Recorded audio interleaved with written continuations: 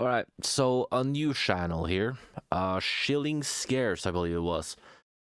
Just found a video that kind of appealed to me. Obscure internet mysteries. And I guess I should talk about something because down here, I know it's in Norwegian, but this is a mental health thing. So I guess trigger warning is in order.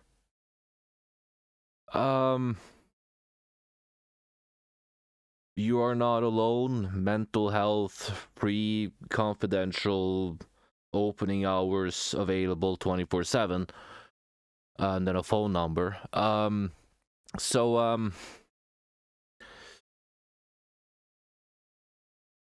Yeah, trigger warnings, I guess. On August 14, 2012, a user named Amos No More uploaded a video titled Persistent Trip, Datura.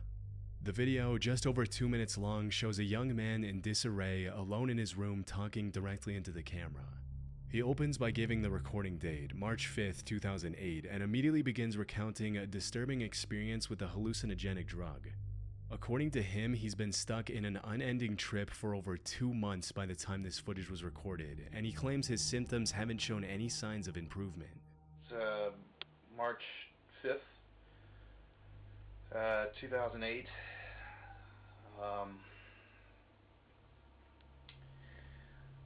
Don't seem to be coming down. It's been about 2 months. I can't really go out. Been spending a lot of time in the basement.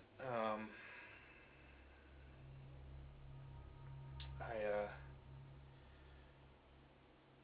don't think it's wearing off. I don't really know. He explains he followed instructions from a book precisely, yet has no idea how to escape this nightmare. But it's not just the contents of this video that are unsettling, it's how the video came to be uploaded that makes it all the more eerie. The video's description reads, "This video was uploaded to YouTube several years ago and I haven't been able to find it recently. As I recall, the uploader claimed it was found footage. He said he found a tape on a park bench or something and was concerned about the person depicted therein." And just a few months later, another user by the name of Dizzy Duck uploaded the same video in December of 2012 with the title Endless Trip Video. The description of this second upload more or less aligns with what was mentioned in the first description, with the added information that the original footage was supposedly found somewhere in Philadelphia. Dizzy Duck also points out something disturbing, what looks like a revolver or some kind of gun on a shelf behind the man's left shoulder. Unfortunately, the resolution of both of these uploads is too low for me to identify it as a gun with certainty. But if it is, this would give this already cryptic video a very dark undertone. What really gets me though is the mystery surrounding it. Despite supposedly being over 14 years old and having over 400,000 views on one of its re-uploads, there's almost no credible information out there. The only other reference I found is this Reddit thread on r/videos from 11 years ago. However, even the original poster of this thread has since deleted their account. So, what's the deal with this video? Is it real or just an elaborate hoax? First, let's assume that all the known details surrounding the video are real, from what the person in the video is saying to what's mentioned in the description. The person in the video is clearly very stressed out, and while he's not going crazy in the traditional sense, his body language, refusal to make eye contact with the camera, and overall demeanor shows that he clearly wasn't 100% there when recording. I think I boiled the roots right. I did what it said in the book. I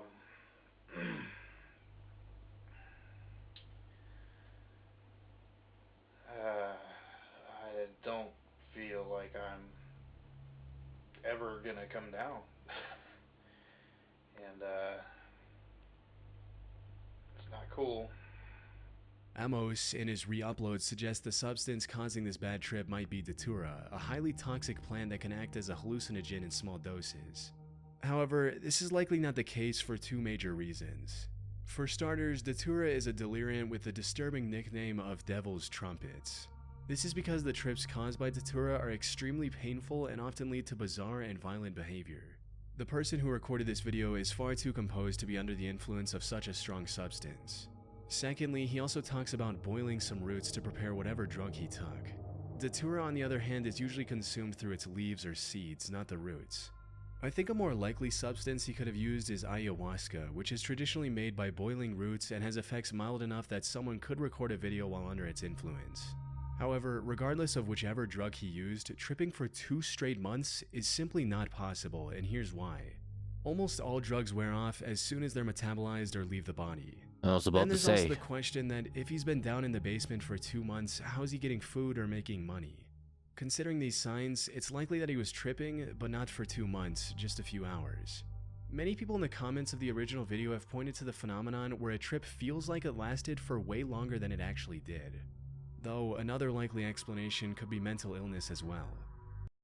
Yeah, I was about to say, like I don't have any experience with tripping and drugs and stuff like that. But I do consider myself an experienced alcoholic. For what it's worth. But like I can imagine that like what they said is like it should go away because your body should process it and it goes out with 1 and 2, I'm guessing. And I can imagine that you can be in a situation where like it feels like it's been months while in reality it's been like a couple of hours. I mean, just imagine like this is not drugs. Drugs aren't really involved, but like you can experience the opposite effect where it just feels like time slows down. All you really need to do is have an appointment. I mean, like, was it yesterday? I don't remember. But I had a dentist appointment. And I was like sitting here waiting for my cab to show up. And it felt like I've been sitting here for like hours. Meanwhile, it's been like 30 minutes. Like, I can imagine that drugs do something like that. And when you add mental issues to it as well, yeah, I can imagine that he hasn't really been tripping for 2 months, but he just thinks that he did. There is a high likelihood that whichever substance he used caused brain damage and led to schizophrenia, making him unable to tell reality from hallucination. There's also the possibility of hallucinogen persisting perception disorder, which causes a person to experience visual effects that last long after the drug is worn off. However, those effects are usually more like static or blurriness, not full-blown trips. Even so, all of this depends on the assumption that available information surrounding this mystery is true. For all we know, this could be nothing more than a hoax, especially since the mention of this being found footage sounds rather fishy. Yeah. This whole thing could have been created by the uploader Amos No More for Internet Cloud.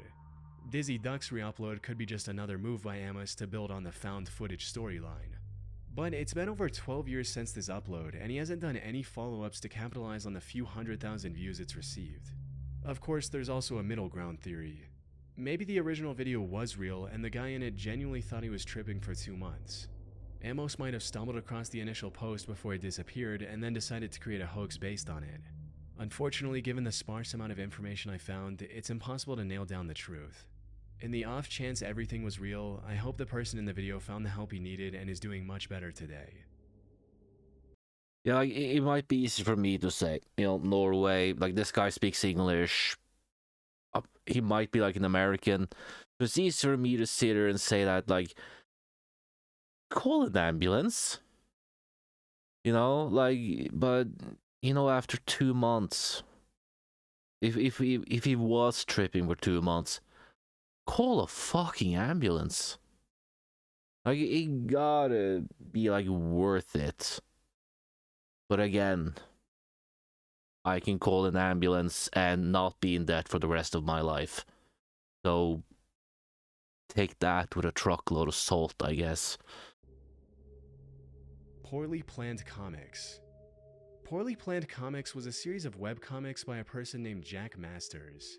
And while the original website has long been taken down from the internet, there are still archives capturing how it looked back then. As I went through these archives, the first thing that hit me was the surreal art style and the constant fourth wall breaking humor. Even in the very first comic on the website, the characters joke about the camera being zoomed in too close. And this was only the beginning. Over the course of their run, Jack published hundreds of comics featuring countless unique characters and mind-bending mazes. Of their run, Jack published hundreds of comics featuring. Isn't that the pizza rabbit thing? The Noid or whatever the hell. Countless unique characters and mind-bending maze-like storylines. The contents of these comics also range from bizarre to downright disturbing. Like this one comic titled "The Entire Universe Falls Apart." In it, the characters slowly realize that their universe isn't real, causing everything around them to collapse. Panels break down, dialogue turns into nonsense, and nothing makes sense anymore. The comic ends with one of the characters stating, "Alright, I give up. It was all a dream, it was all a dream." However, sandwiched between all this mysterious and chaotic artwork, there's a moment of pause where Jack includes something extremely introspective and philosophical. It reads, "The sad and obvious truth of the matter is that art, once formalized or mechanized, is no longer art, and the few arts that have not been formalized are now being mechanized. There is no mystery or talent required to create artistic beauty. And if a talentless person can do it, why should we give any regard to those who require talent to produce the same result? John may spend a week painting a tree, but Jane will take a photograph and then use a workshop program to make the picture appear painted. There is no visual art creation before the last century that modern technology would not have allowed a less talented person to make better and faster. Let us be realistic and assume this trend will continue. There is nothing we can do to avoid the solemn fact that Michelangelos are no longer needed." These kinds of intellectual reflections were sprinkled throughout his That's comics. a thought. That's a way of thinking, However, I guess. The creation of these comics was abruptly cut short when Jack posted a strip simply titled "The End." This was a final note from Jack before he ended his life, starting with the statement, "If you are reading this, I am dead." The rest of the comic listed his will for his various possessions, both physical and digital. Below the comic, there was also a personal reminder Jack had left for himself listing things he needed to do. However, the most mysterious part of the comic was this: a link that explained why Jack did this. Clicking on this link led to an archive of thousands of emails between Jack and various people, including friends and what seemed like an online therapist. These emails are in no particular order and have absolutely zero organization. So, as you might imagine, going through them is a long and arduous task. Unlike other internet mysteries where there's barely any information, here there's almost too much, more than any one person could easily go through. I went through as much as I could, and one thing became extremely clear. Jack was struggling with severe mental illness. That much was already clear from his comics, but going through these emails gave me a good idea of the exact illness Jack was dealing with. For starters, Jack had extreme schizophrenia, which led him to having extremely violent and disturbing thoughts. In one of his emails, he stated, "I'm full of seething, boiling hatred pain, and the only reason I'm not going out killing people right now is that I'm lucid enough not to want to deal with the consequences of such behavior." In addition to this, Jack also had dissociative identity disorder, or DID for short. This is evident from his constant mentions of a person named Susie, which he referred to as his best friend and better companion than no one. But I'm certain Susie is not a real person because in one email, Jack mentions how he feels something slipping away and Susie taking control. In another email, he also linked to a clip of the character Ben Chang from the TV show Community, where Ben Chang talks to his alternate personality. Jack also used the name Simon Sane in these emails. Looking up this name online, I found a YouTube channel with a 4+ hour stream of him talking to himself in 2 different voices while tripping on LSD. Don't do it. That's my advice to everyone. Don't be polite. I think there may be an overgeneralization. Well, whatever. Okay, so. This theory of Jack's complex mental state was pretty much confirmed by the comment that first brought this mystery to light in the first place. In December 2016, someone on r/AskReddit asked about the creepiest things on the internet. In response to this, a user named Jess248 posted a link to the original Poorly Planned Comics website and also shared a personal anecdote about Jack, stating, "Might not be the creepiest, but I can't handle a lot of disturbing things. This one got to me. A childhood friend of my husband's. The guy was insanely brilliant, literally. Husband lost touch over the years. These were his comics. The very last one was his self-assassination note. They had the memorial at his condo. He had blocked out all the windows and wrote in Sharpie all over the walls. It was his breakdown, trying to find meaning before he took his life.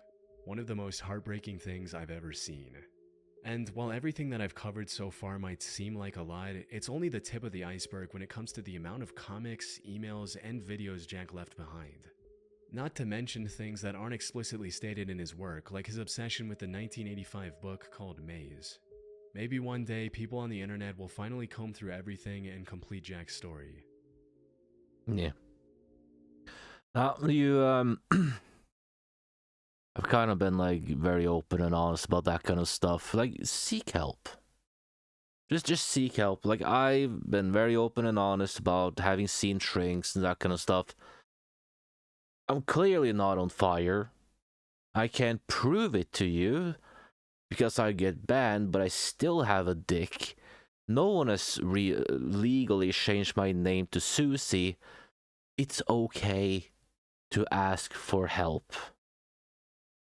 Like, even if you don't feel like you really need it, you probably should, right? Because suddenly you might be in a situation where, man, that could save your life. So seek help, even if you don't feel like you really need it. Seek help, right? Jack froze emails. In November of 2011, Tim Hart was sitting on his couch surfing the web on his laptop when out of nowhere he received a mysterious email that left him in complete disbelief. The email read, "I'm watching. Did you hear me? I'm at your house. Clean your attic." Now, receiving an email like this would make most people think that they were either the target of a prank or had a stalker lurking nearby. But for Tim, both of these possibilities were completely out of the question because the email came from his friend Jack Froze, who had died about 5 months earlier. Cool. What made this particularly convincing was the bit about cleaning the attic. Just weeks before Jack's death, he visited Tim's attic and they joked about what a mess it was. And while Tim was still trying to figure things out, Jack's cousin, Jimmy McGraw, also received an email from Jack a few days later. However, this one was even more mysterious than the last one, reading, "Hey Jim, how you doing? I knew you were gonna break your ankle, tried to warn you. Gotta be careful. Tell Rock for me. Great song, huh? You're welcome." Couldn't get through to him, his email didn't work. Now, the simplest explanation for these emails is that Jack had scheduled them to be sent before he passed away. However, this theory has two major flaws. You see, Jack died of heart arrhythmia, a condition where electrical signals that tell the heart to beat don't work properly. This happens mostly out of nowhere, and there's no reliable way to predict this ahead of time. In other words, Jack had no way of knowing that he was going to die, which would have prompted him to schedule these emails. Secondly, while it can't explain the email Tim received since the two talked about his dirty attic before Jack's death, there's no way to rationalize the email Jimmy received. He sprained his ankle about 2 weeks before receiving the email, which was nearly 5 months after Jack's death. So, unless Jack had the superpower of future sight, he couldn't have possibly predicted such an unlikely event for his scheduled email. This leads us to the second theory, one that the recipients themselves preferred to believe, that this was Jack's reaching out to them one last time from beyond the grave. I would like to say Jack sent it, just because I look at it as he's gone, but he's still trying to connect with me and still trying to tell me things to move along and feel better. However, while it's comforting to imagine that those who have left this world can still watch over their loved ones, Yeah, and that's all this it is is. by far the least likely explanation for these emails. Especially compared to the possibility that someone close to both Tim and Jimmy had access to Jack's email account. That's This what I was also going to say. explains the inclusion of recent events like Jimmy's ankle injury in the emails. Another thing I noticed while looking into this incident is that Jack's name is spelled incorrectly in the signature of both emails. It should be F-R-O-E-S-E, not F-O-R-S-E. If Jack was the one who wrote these emails, either before or after his death somehow, then why would he spell his own name incorrectly, twice? Ultimately, Tim and Jimmy had a real shot at finding the real sender if they really wanted to. But now, 13 years later, there's little hope we'll ever learn the truth. Yeah, it's a bit late now. Grateful But I suspect you Doe have a hitchhiker. fucked up friend. On June 26, 1995, at around 1:30 p.m., Virginia State Police responded to the report of a car crash near the small town of Emporia, Virginia. The Volkswagen Vanagon involved in the incident was completely wrecked from the front due to a collision with roadside trees. And since neither of the two passengers were wearing a seatbelt, both of them were partially ejected from the front windshield and were deceased by the time police arrived. One of the victims of this crash was quickly identified as 21-year-old Michael Hager, a student at the University of South Carolina. However, every effort to identify the second guy proved entirely fruitless. His face was heavily disfigured during the crash, and he didn't have an ID on him either. Police were also unable to find any matching fingerprints in their database. Michael's family also had no idea who the second person was. Curiously, DNA? both Michael and this unknown person were wearing the same tie-dye t-shirt with the logo of the Grateful Dead rock band. After searching the bodies, police found 2 disheveled tickets for the Grateful Dead concert that took place a day prior in DC. They also found a handwritten note which stated, "Jason, sorry we had to go. See you around. Call me. Caroline T and Caroline O. Bye." Further investigation led to the conclusion that this unknown writer was simply hitchhiking. The two likely met at the concert and became friends. As for the crash, the police determined that it was simply caused by the driver falling asleep at the wheel. But that wasn't all. The only 2 things police knew about the unidentifiable man were that he was a fan of the Grateful Dead and that his name was likely Jason, as was written on the note. Jason was declared as John Doe, which is a name given to a person whose real name is unknown. And due to the Grateful Dead shirt he was wearing, Jason became known as the Grateful Doe. However, they were unable to find any more information on him, and the case was closed after some time. That is, until 2012, when the National Center for Missing and Exploited Children published a digital recreation of Jason's face. This attracted the attention of internet. Have I seen this guy before? I'm pretty sure I've seen this dude before. Somewhere. Detectives who became interested in identifying this person some 17 years after the original incident. A notable person who got involved in the case was the Reddit user Zombie Gray. Zombie began scouring the internet for any useful information they could find, and also founded a subreddit solely dedicated to finding the real identity of Jason. Zombie also created this missing person poster of sorts for Jason, which included all of the available information as well as a link to contact Zombie. The poster had a catchy title which read, "Can you help give him back his name?" Surprisingly, this poster went super viral across all social media sites and finally Probably why I know it. A while after the poster was published, a man named Steve contacted Zombie and claimed that he knew who Jason was. According to Steve, his full name was Jason Callahan. Now the only thing left to find was any living family members of Jason. Fortunately, that didn't take long. In January of 2015, the following was posted after seeing the missing person poster on Facebook. "OMG, this is my son Jason Callahan from Myrtle Beach, South Carolina. I've been looking for him all this time with no luck. Today, my other son saw this Facebook page, and after all the years of praying for him to just call me or come home." Apparently, Jason had left his home when he turned 18 and was traveling around the country on his own. All this time, his mother thought that Jason was dodging her calls and simply didn't want to return home. With that, after 2 decades, one of the most mysterious John Doe cases was solved. Though it is sad to think about his mother, who thought that her son was alive, only to learn about his death through the internet 20 years later. Yeah. Wear a seatbelt. I know that's beyond this, like, not really the point, but wear a seatbelt. He takes 5 seconds. Know a guy who was a year younger than me. He was 18 when he got launched face first through the windshield on his car. He's 6 feet under at the local graveyard now. Wear a fucking seatbelt. All theft. In the 1970s, newspapers in the Indianapolis region reported the most bizarre theft. Someone had apparently stolen an entire wrecking ball without getting caught. How? This became a big mystery at the time, and it's still a mystery today, nearly 50 years later. Aren't they So, heavy what as happened? shit? How could something as massive and heavy as a wrecking ball vanish overnight? Before we get to that, it's important to mention that the facts surrounding this mysterious theft are very inconsistent. Some sources claim that the ball was 5 tons and 200 feet in the air. Other sources say that the ball was only half that weight at 2.5 tons. There's also It's still not something you just kind of pick up and go for a walk.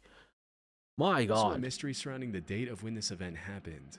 A newspaper report I found on the incident was from July of 1973. However, a Redditor found the mention of this mystery in a book which listed the date as 1974 instead. This book also listed the weight as 2.5 tons instead of the 5 tons mentioned in the newspaper, adding further Ew. confusion.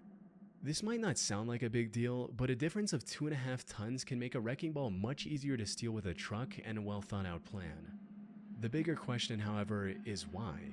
There As was the a plan. 1973 newspaper states, I can't figure out what someone would do with a 5-ton metal ball. Well, there are a few prevalent theories online. One of these theories speculates that this was the work of a rival company, which is just cartoonishly evil enough to be true. But the thing is, melting the wrecking ball to sell the steel would have been too expensive, and it's highly unlikely that they had a crane lying around to use with the stolen wrecking ball. So, if this theory is true, the only plausible explanation is that they stole the ball to slow down their rival's work and cause financial trouble. This also checks out since, according to the 1973 newspaper article, the ball was stolen during a demolition job. That said, there's also another theory that is also a bit out there, but can make perfect sense if we had more information regarding the finances of the company the ball was stolen from. According to this theory, the company stole its own wrecking ball and hid it somewhere as a form of insurance fraud. Also, while researching this topic, I came across a similar incident that happened in Dallas, Texas in 1978. If the wrecking ball theft in Indianapolis was truly for insurance fraud, maybe a demolition business owner in Dallas saw its success and decided to do the same. Overall, because this happened so long ago and there's very inconsistent information on it, we'll likely never know what happened to this disappearing wrecking ball. Alright. Cool that. Great. I'm guessing insurance fraud. They probably insured those things. Because who would... I don't know, many man. People, that's the problem. People. Ugh.